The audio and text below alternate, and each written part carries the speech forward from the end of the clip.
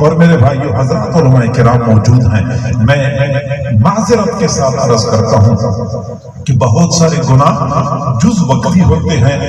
اور کئی سارے گناہ کل وقتی ہوتے ہیں۔ جز وقتی کا معنی ایک خاص وقت تک تو بندہ گناہ کر رہا ہوتا ہے اور فرشتہ گناہ لکھ رہا ہوتا ہے، لیکن کچھ گناہ کل وقتی ہوتے ہیں۔ کل وقتی کا معنی یہ ہے کہ بندہ ہر لمحہ ہر گھڑی گناہ کی کیفیت میں ہوتا ہے۔ چنانچہ میں ایک عرض کروں کہ ایک آدمی شراب پیتا ہے تو جب وہ شراب پی رہا ہوتا ہے تو گناہ کی کیفیت میں، جب وہ شراب پی لیتا ہے نشے کی حالت میں ہے تو گناہ کی کیفیت میں، لیکن جب نشہ اتر گیا تو گناہ اگرچہ اعمال نامے میں لکھا گیا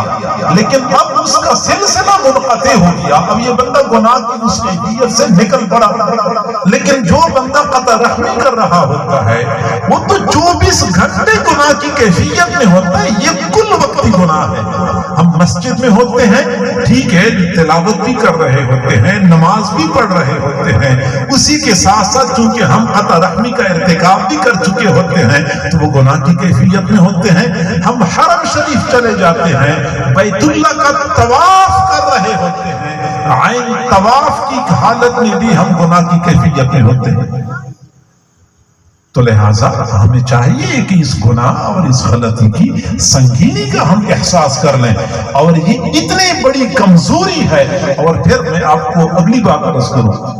کہ گناہ کو جب بندہ گناہ سمجھتا ہے تو اگرچہ وہ بڑا گناہ ہوتا ہے لیکن امکان ہوتا ہے کہ کسی وقت یہ بندہ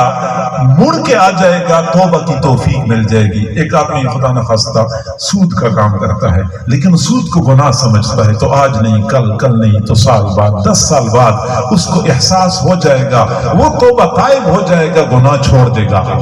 گناہ کی سب سے زیادہ خطرناک صورت یہ ہوتی ہے کہ بندہ گناہ کرتا ہے اور اس کو گناہ سمجھتا ہی نہیں ہے، اس کو احساس ہی نہیں ہوتا کہ میں گناہ کر رہا ہوں۔ اب ہم میں سے کتنے لوگ ایسے ہوں گے جن کے چچا کے ساتھ تعلقات ختم، ماموں کے ساتھ تعلقات ختم، اپنی بہن کے ساتھ تعلقات ختم، کئی مرتبہ تو لوگوں کے اپنے والدین کے ساتھ تعلقات ختم ہوتے ہیں اور یہ احساس ہی نہیں ہوتا کہ میں کس قدر بڑے گناہ کا ارتکاب کر رہا ہوں۔ یہ پھر زیادہ خطرے کی بات ہوتی ہے۔